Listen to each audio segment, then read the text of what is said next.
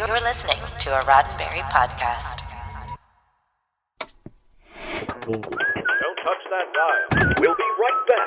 And now for a brand new show we hope you'll like. Gene-ology, a Roddenberry podcast.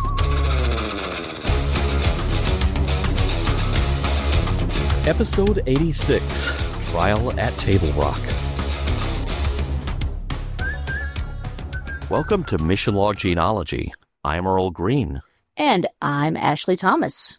In each episode of Gene-ology, we take a look back at an episode or script of Gene Roddenberry's earliest TV writing and throw the metaphorical book at it to see if it stands up to the morals, meanings, and messages found in his most famous later work, Star Trek.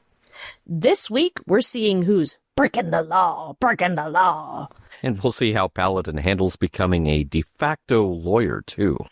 Before we get to trivia on this week's episode, let me take a brief moment to encourage you to join our Patreon or follow us on YouTube. Or hey, how about leaving us a review wherever you're listening to us, whether that's Apple Podcasts, Spotify, Downcast, Overcast, your favorite podcast catcher.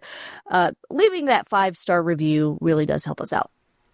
Now, Patreon, folks, that's your gateway to all things Mission Log, including exclusive access to the unedited version of our show, aka the VAM, which we found a few different meanings for the word VAM last night, Earl. I think is like very aggressive mouthiness or something like that.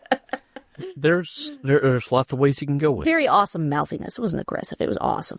Anyway, folks, you can access the VAM, the unedited version of our show, and you will get access to our private Discord server where you can interact with us, your hosts, Earl and me, as well as the other hosts of Roddenberry Podcasts. And you can do that during scheduled live chats, along with occasional screenings. You can access all of this for just a mere $1 a month. But hey, nobody's going to be upset with you if you want to do more. So head over to patreon.com/missionlog to see what tier works for you and join the conversation. Now, by the way, folks, as I said before, those reviews really do help us more than you could possibly know. Even if you can't come up with the words for a written review, one of those 5-star ratings really does go a long way to tell the algorithm that you like us, you love us, you want more of us, and you think other people might like, love, and want more of us too. We are counting on our loyal genealogists to help us spread the word. And now, this week's trivia. Earl, I'm going to yield the floor to you, brother. What you got for us today? I will try to bring all of this trivia to order, Ashley. Oh, good luck. But we'll start with this one. Now, here is a delightful coincidence for you. This podcast is scheduled to drop on December 15th, 2025, precisely 63 years after the day that it first aired, on December 15th, 1962. Guest starring as Judge Bryant, we have Barry Kelly, an actor who had begun making his name in film in the 40s and had a fairly busy career on the big screen before TV came calling. He was the Secretary of Defense in The Manchurian Candidate. He was in The Asphalt Jungle, The Long Wait, even The Love Bug. This was his third and final guest shot on Have Gun Will Travel, but it was the only script of Gene's in which he appeared. You could say the same for William Mims, guest starring here as Adams, the prosecuting attorney. He was also well known for his movie work in the likes of The Ballad of Cable Hogue, Lonely Are the Brave, Hot Rods to Hell, and The Day Mars Invaded Earth. But Williams' career covered film and television simultaneously from the beginning. On the small screen, he could be seen in guest roles on The Life and Legend of Wyatt Earp, Wagon Train, The Beverly Hillbillies, Night Gallery, Kolchak the Night Stalker, Kung Fu, Charlie's Angels, Simon & Simon, and Airwolf. If Sheriff Matthew Tyler looks familiar, that's because he was the leading man in the first pilot of Gene's ever to make it to film.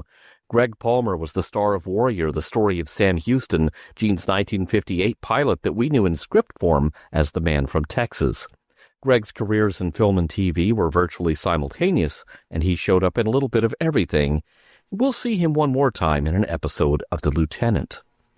As Verge Beach, we have Sherwood Price making his only guest appearance on Have Gun Will Travel. Sherwood made the rounds on TV westerns. You could spot him in episodes of Wagon Train, Cheyenne, Bonanza, Death Valley Days, and quite a few others.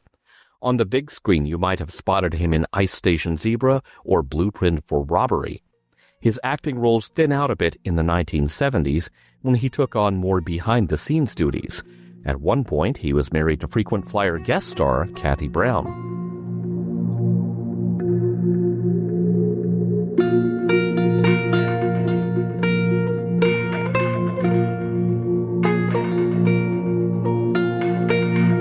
Act 1. Stop me if you've heard this one. Paladin walks into a bar, looking for his client-to-be, speaks to the bartender, strokes the face of a saloon girl, and then finds his potential client at the poker table. Paladin crosses the room and accidentally bumps into another man. Their eyes meet, but they pass each other silently. Mr. Adams, the district prosecutor, steps away from the poker table to speak to Paladin, and another man follows him. Adams explains that the man Paladin bumped into, Verge Beach, is the one he wants Paladin to take out for him. Beach killed his brother last year, was tried but not convicted. He's guilty and the whole town knows it, but he didn't get his due in court. He says that Beach baits people into drawing first, then he shoots back and kills in quote-unquote self-defense. Paladin reminds Adams that he is not an executioner and that he could be brought up in court himself for deliberately provoking a fight. The man who followed Adams from the poker table, Elmo Haskins, says he'll do it for half price, but Adams says he'll pay Paladin top dollar, and he only pays top dollar for top men. Elmo won't be dissuaded, though. He draws on Beach as Beach is exiting the saloon. He tells him to turn around, but as he does, Beach draws and fires, killing Elmo. Seeing the opportunity at hand, Adams says, "Another murder, Beach?" Beach protests, saying that everyone in the bar already saw Elmo with his gun out first, but Adams gaslights him, saying, "Oh no, we all saw you draw first." And with that, the sheriff lands a bonk-bonk on the back of Beach's head with the handle of his pistol, and he and the deputy carry him out of the saloon. "Well, I reckon somebody ought to get the judge," says Adams gleefully. Paladin looks none too pleased. Act 2. The bar has been cleared, and Paladin re-enters, this time dropping his gun at the door with the doorman. This court, is now in session. The Honorable Judge, wow, he sure drinks a lot of whiskey before court, Judge Bryant, will now preside in front of an oversized big 6-wheel. Paladin asks about the legality of the makeshift court. The judge informs him that, while it is informal, it is legal. Paladin asks if the judge knows that the murder charges are completely fraudulent. The judge says that he believed in reason and law once too, that is, until the people of his home state had him impeached for doling out justice logically and lawfully. When Paladin asks what he believes in now, he says, "My belly full, my skin intact," what every honest man ultimately admits that he believes in himself. Paladin raises a glass of whiskey to reason and law and drinks it down. This might be a sham trial for the ages. Just then, the sheriff enters the saloon with Beach. Beach implores Paladin to tell them what actually happened, but the sheriff shuts him up and pushes him toward the front of the room, reminding him that he's not giving the orders anymore. The deputy follows behind the two with a gun.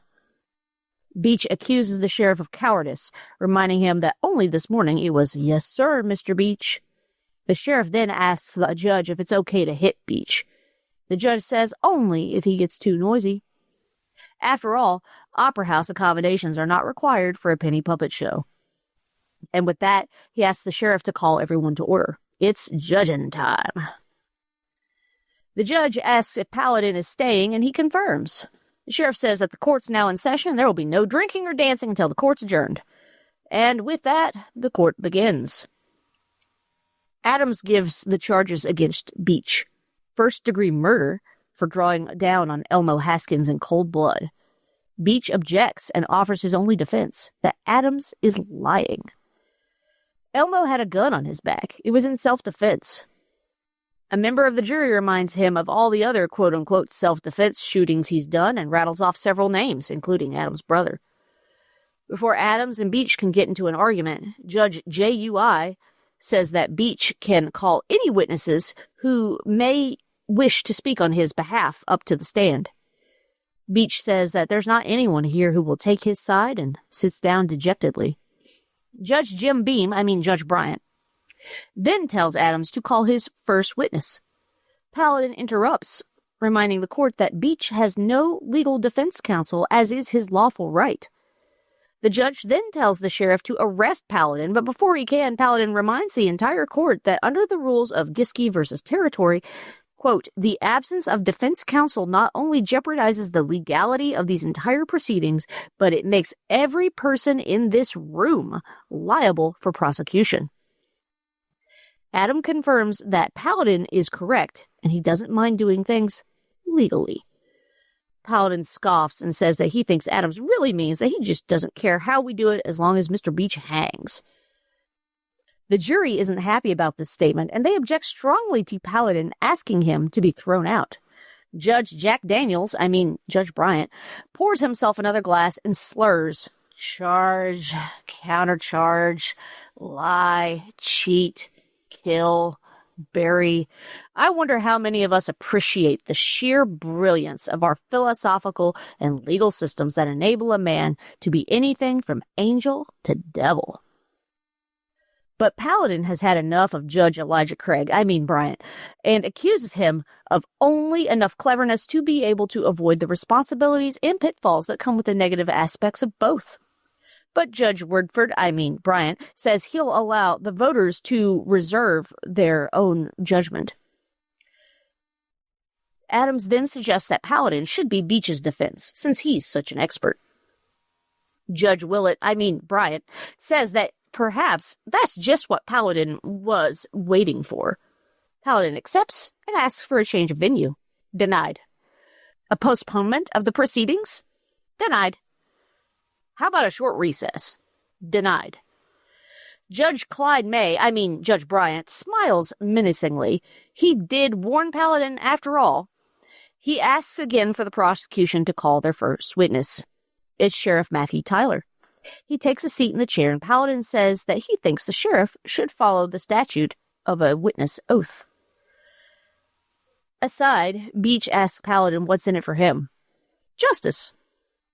Beach is doubtful that Paladin's fancy words mean anything, but Paladin reminds him that he'd better hope that they do, because they're the only thing keeping him alive. The sheriff then continues with his false testimony that Beach drew down on Elmo first and shot before Elmo even had time to get his gun out. Adams then says, there you have it, sworn testimony from your own sheriff. Paladin then cross-examines the sheriff, asking him to recite his oath of office as sheriff. Adams objects, but Paladin says that Adams was the one who pointed out the sheriff's position in his own examination of the witness. The sheriff says that as much as he can remember, he promised to uphold the Constitution and the laws of the territory. Paladin says that's a lot to uphold, comparing the text of the law and legality to a veritable labyrinth. Wouldn't it be better for an appointed sheriff, judge, and prosecutor just to handle everything together on a case-by-case basis? The sheriff says he trusts his own judgment, but Adams objects. Immaterial! And asks that the judge strike these statements from the record. The judge tells the jury to forget what they've just heard. And then he tells Adams to quit telling him how to run his court. Act 3. The bartender is now on the stand. Paladin is cross-examining him, noting that if the bartender was less than 10 feet away, then why didn't he intervene? The bartender says it was because Elmo had his gun out before he could do anything. Paladin was incredulous. Weren't you paying attention? The sheriff said in his testimony that he didn't even draw his gun. Sheriff Tyler is looking very uncomfortable now. I tried to listen and get the story straight, and, says the bartender. That's all. No further questions, Paladin says. Adams is looking nervous now. Now, Paladin points out the remarkable nature of our system of jurisprudence. You take an ordinary chair, and it becomes something of greater significance. Put your thoroughbred witness on the stand, and he immediately betrays himself and starts braying like a jackass. This sends the court into uproarious laughter. Adams objects to Paladin speechifying every time he's given the opportunity to speak, but Paladin only comments that he's making an observation about our justice system. Our system of jurisprudence, whatever its faults and its lengthy, time-consuming formalities, is still productive, generally speaking, of justice. Or does our learned county prosecutor disagree with that? Adams defers to the judge to tell Paladin to sit down and shut up. Judge Bryant, slurring his words, reminds Paladin that the court is not an elocution platform, but a means to determine innocence or guilt. Paladin agrees, but holding a trial for any other reason would be hypocrisy. He apologizes to the court for remarking on a matter so obvious. Adams then calls his next witness, Thomas Beaker. But, oh wait, Beaker snuck out 10 minutes ago. Oh, okay, well how about Josh Cassidy? Josh stands up, but his wife makes him sit back down.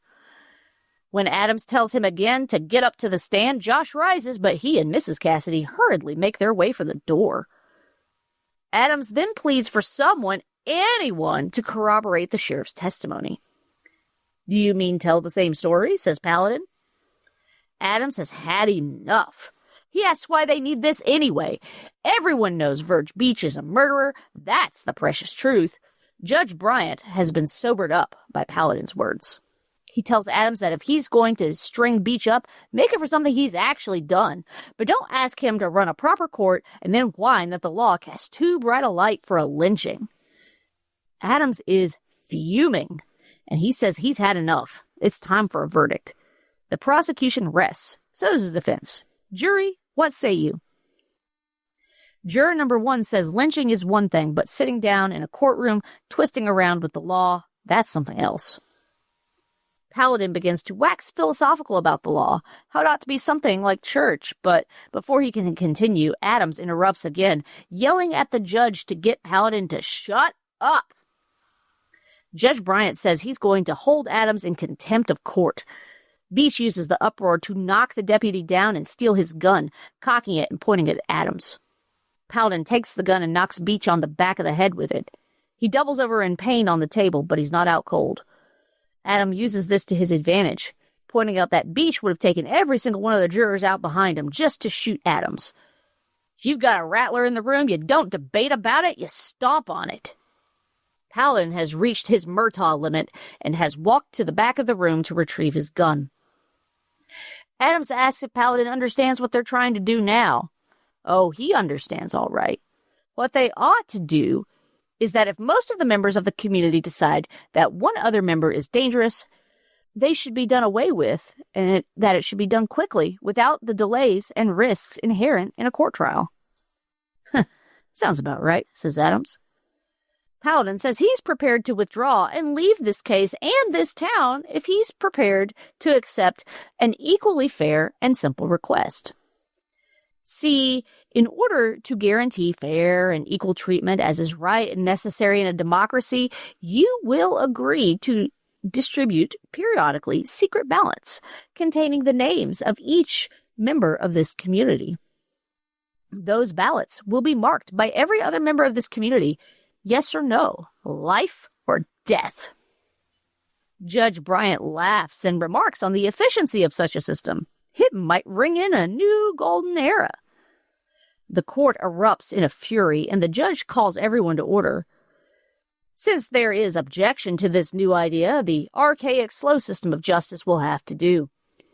Due to conflicting testimony and lack of evidence, Judge Bryant directs the sheriff to release the defendant. However, the defendant may not use firearms within the township, and Mr. Paladin is now the court-appointed agent enforcing that order. Paladin is not happy with this development. But Beach has already decided that he's not going to stand for this.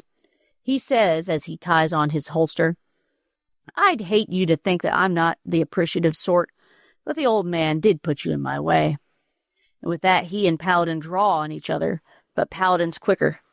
Beach falls dead to the ground. Judge Bryant apologizes to Paladin for putting him in that position as he pours 3 glasses of whiskey, one for him, one for Paladin, and one for Adams. Paladin supposes he understands, but then adds that the contempt of court charge against the prosecutor should be a fine of $1,000. The judge asks if he's charging them for killing Beach. No, for defending him. And with that, he downs his whiskey. The end. Ashley, very well done on the recap. Oh my goodness.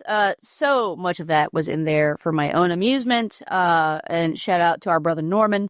I'm sure he appreciated all of the whiskey name references for Judge Black. You said Judge Jim Beam, and I immediately had a flashback. There was a Western called Judge Roy Bean back in the day, okay. And so those of us of a certain age who remember stuff like that being in reruns, I got a big chuckle out of it. I remember as I was watching this in real time for the first time when Beach guns down his latest victim, thinking, oh no, it's Murder Me Elmo.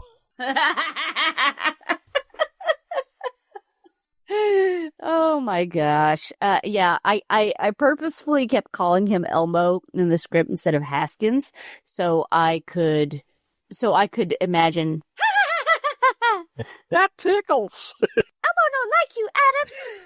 Elmo, shoot your brother.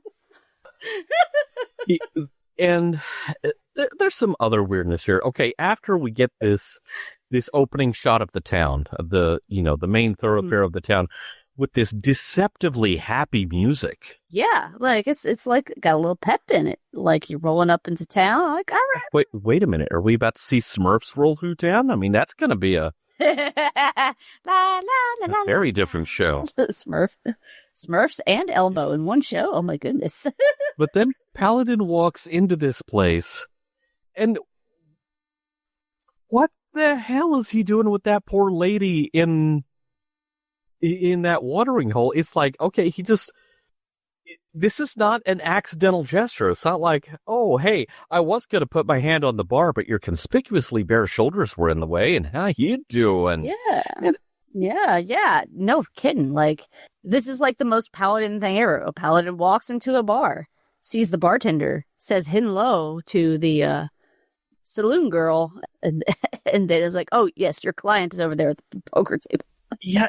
It just, like, I don't know, it reminded me of my all-time favorite episode of Mystery Science Theater, which is where they are taking on the Neil Connery movie, Operation 0007. It's a movie where they hired Sean Connery's brother, who is not an actor, to do a Bond spoof. That's wonderful. I did not know this existed. But there is a scene in that where something kind of similar happens, where it's just like this uninvited contact, shall we say?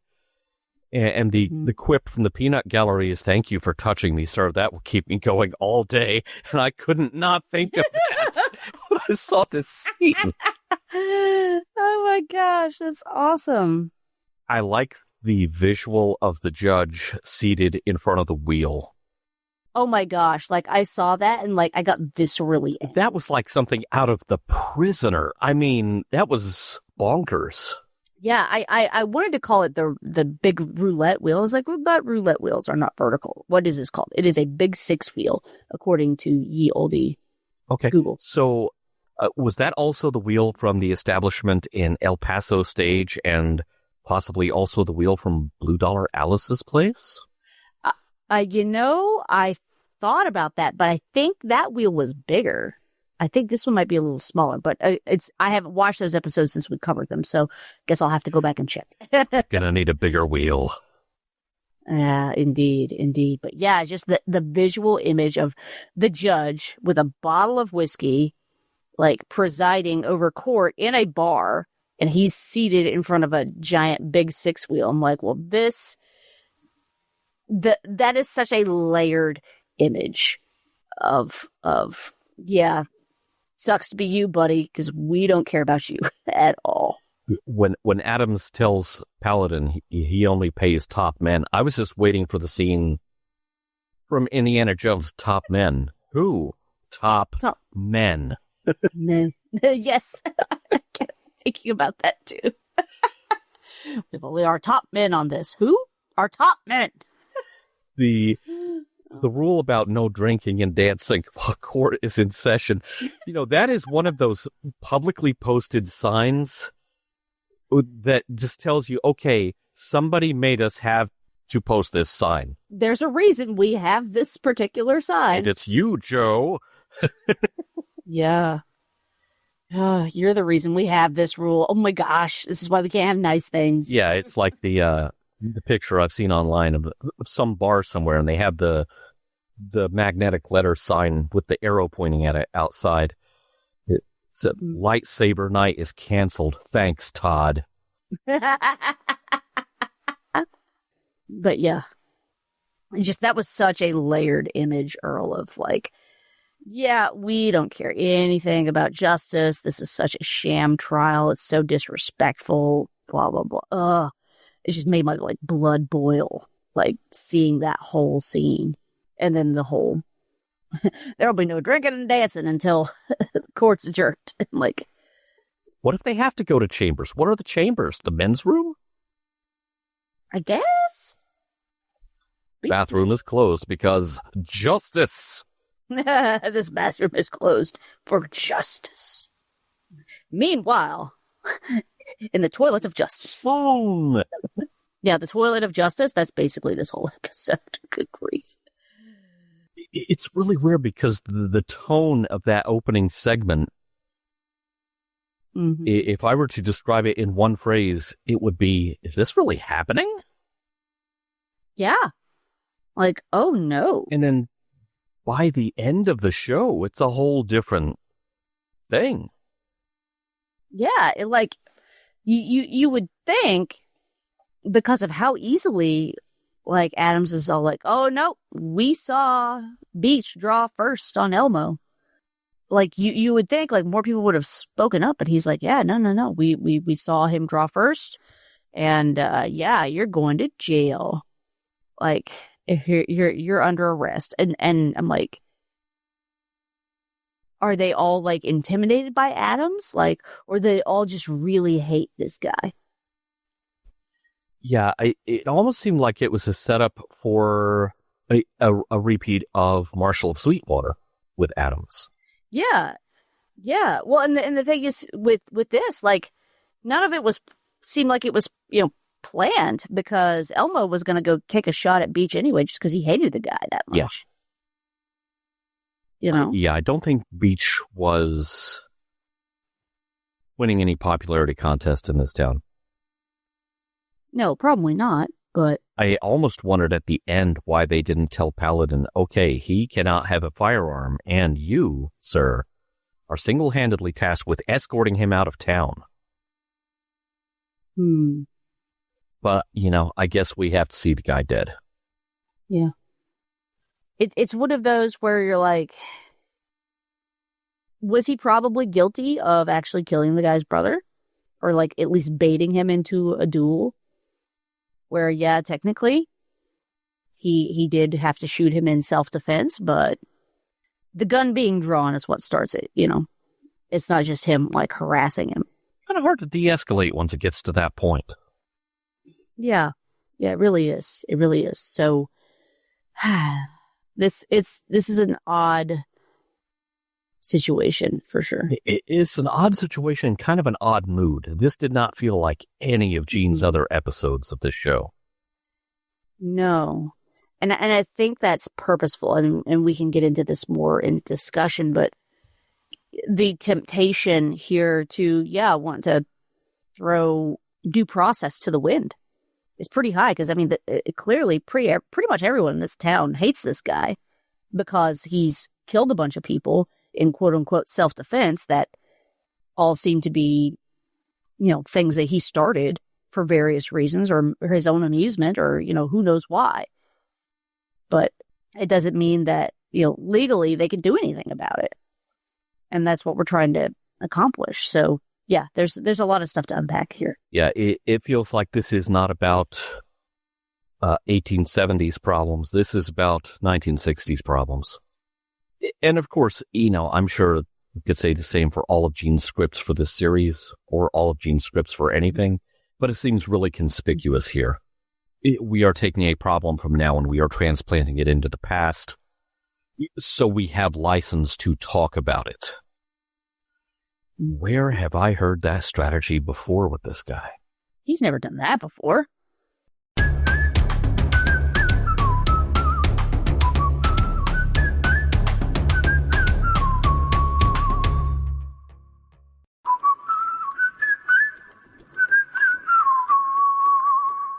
Ashley, we were just talking off mic about how much we're liking this last little stretch of Have Gun Will Travel. Yeah.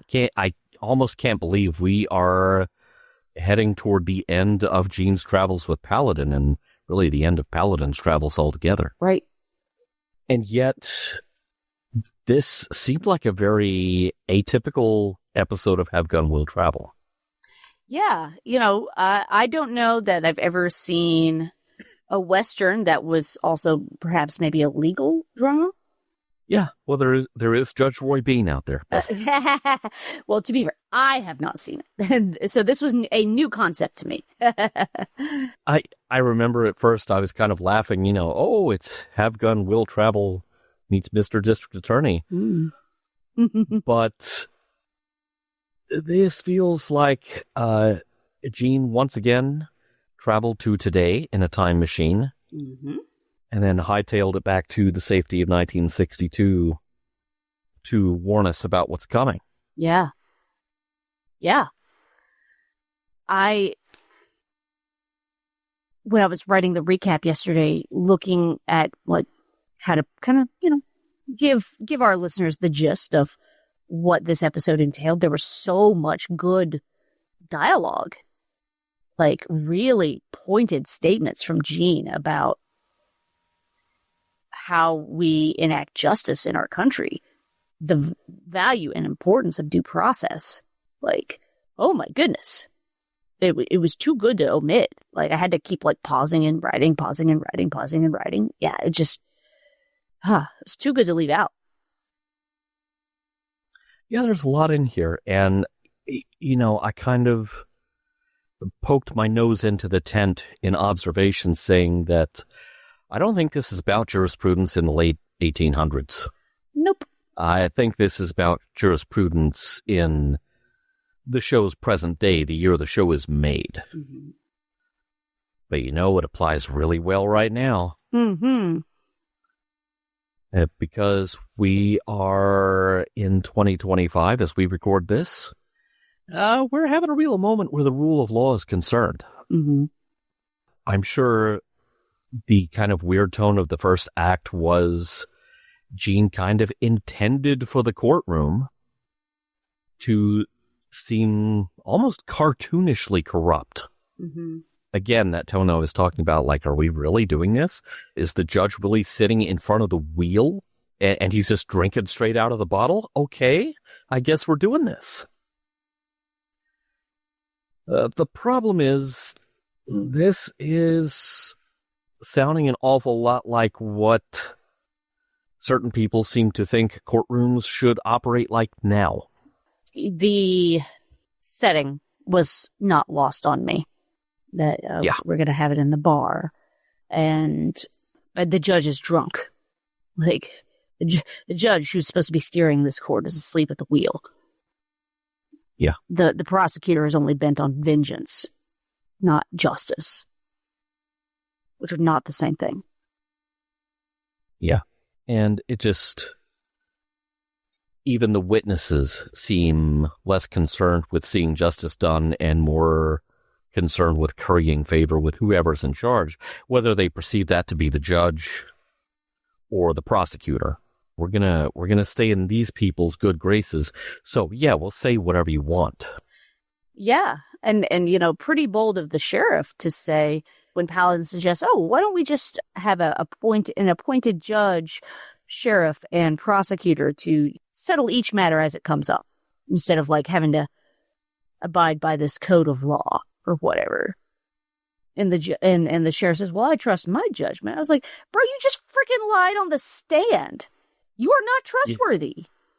Give up your badge.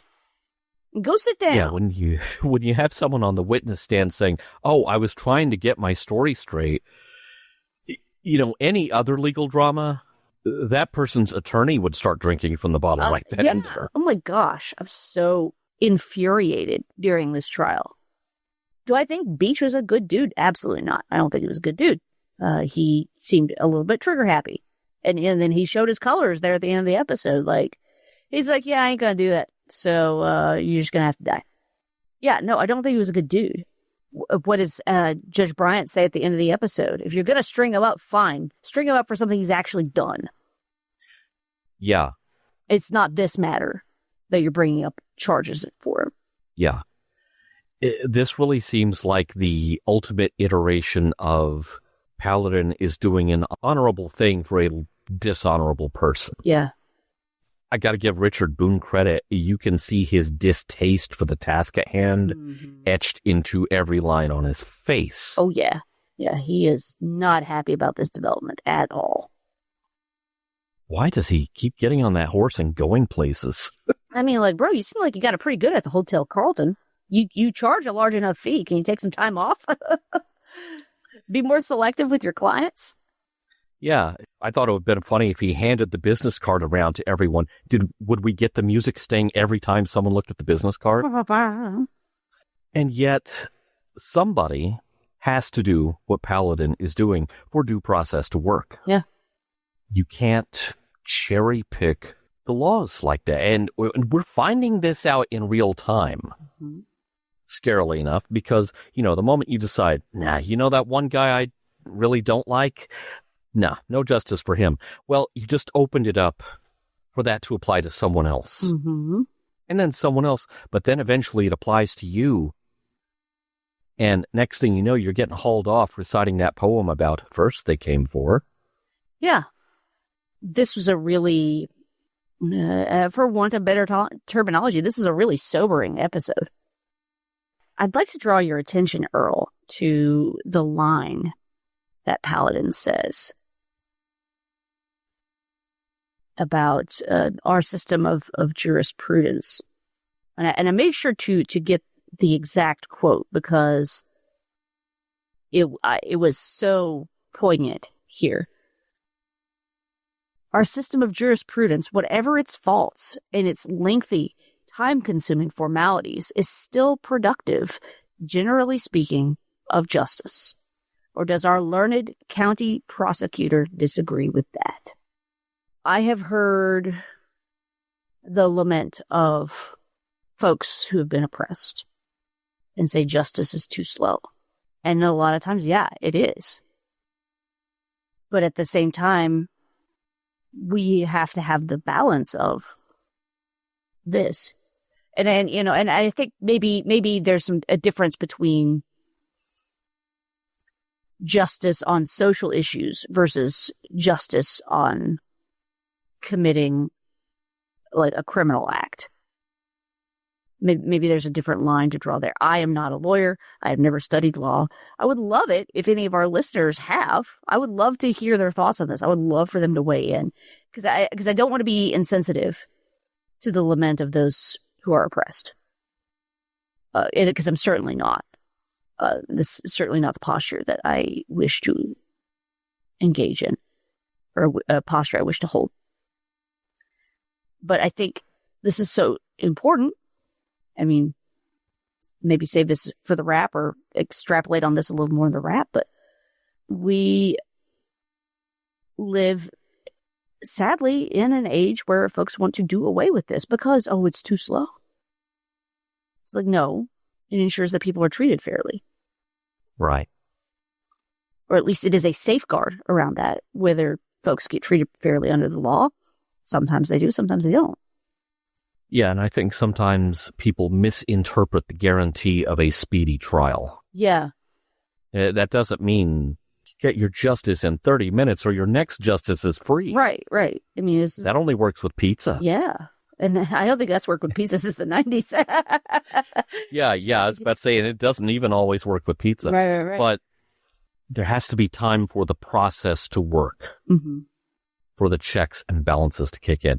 And look, I realize that's almost laughable in an age when we seem to be trying to throw all the checks and balances out the window, like they're a Russian oligarch who disagrees with the current leader. But we'll have no further demonstrations of defenestration here. But a speedy trial means it's not going to drag on forever.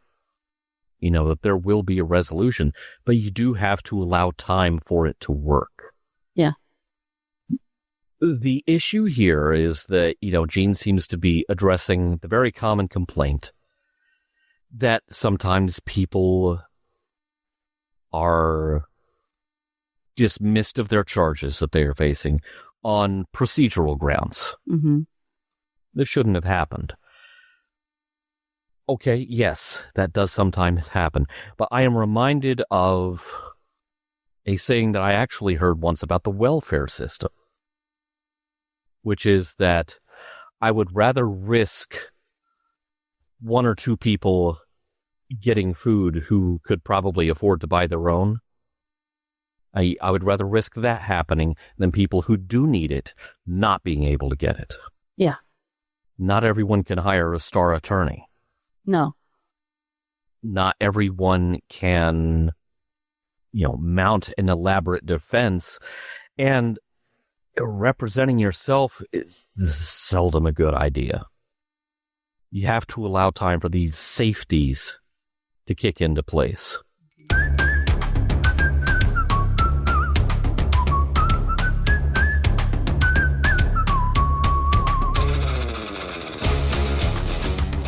This is a heavy one, Earl. I feel like we haven't had a lot of funsies here. I mean, yes, we have had Murder Me Elmo and all of Judge Liquor Store. Judge Liquor Store. But this one is so serious, and it is about such a serious topic, and it's about a topic that is serious right now. Yeah. Like due process is under threat right now. And especially in places like immigration courts. Yes. So he almost can't joke about it. No, it is shameful to live in a country where due process has long been valued, to see it torn asunder like this. And this episode is a prime example of what happens when you try to do away with it. Yeah.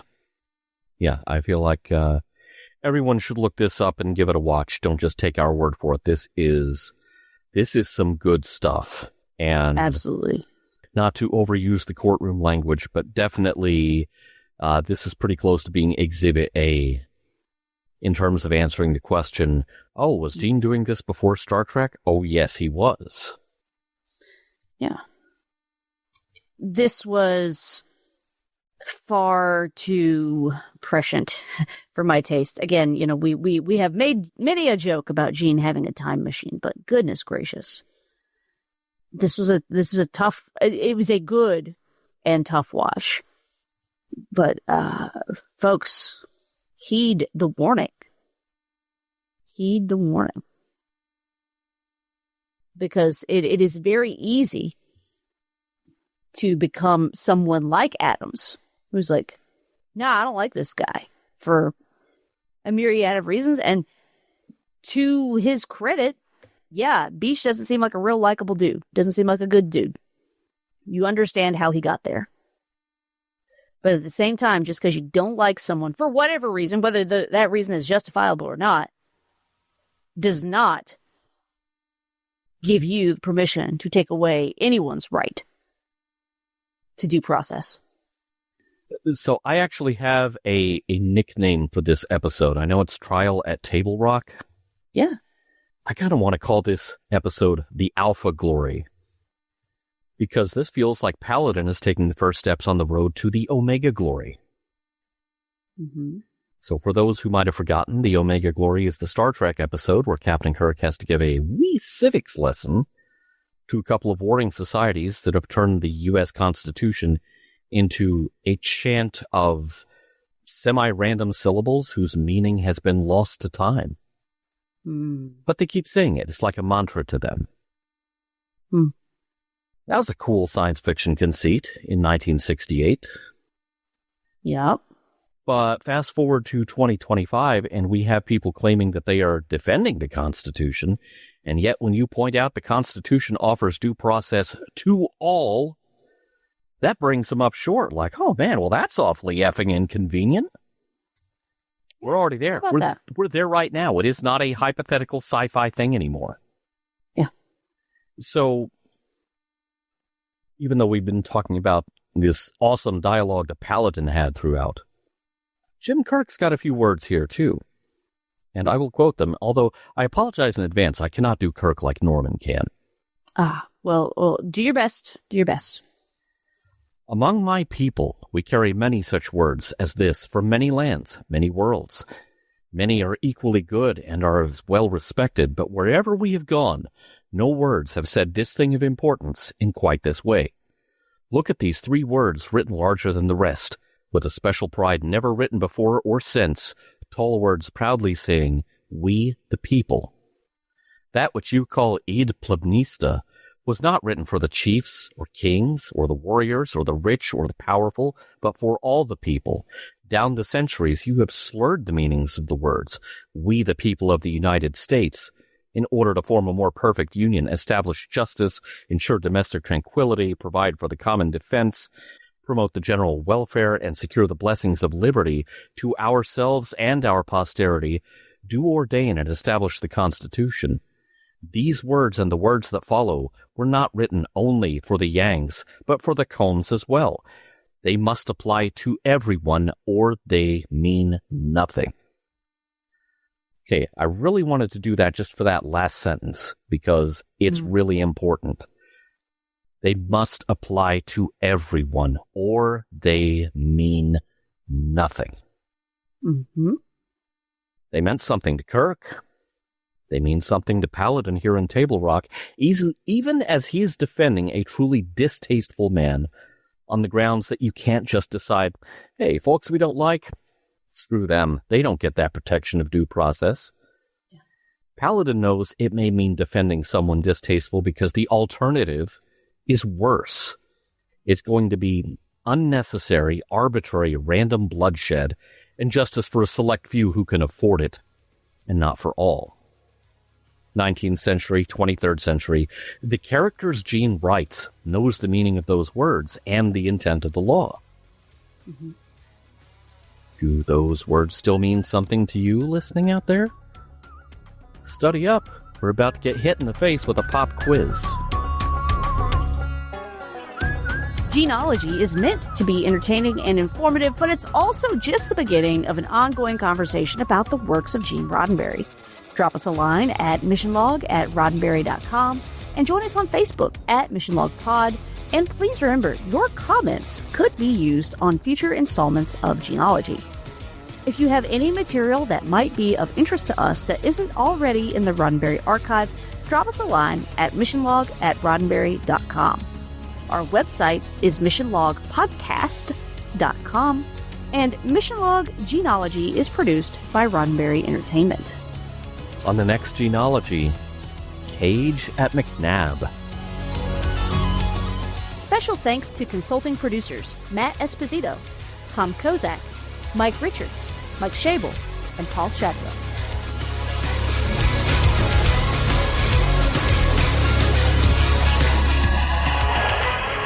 We'll be back next week with more of your favorite programs. This concludes our broadcast day.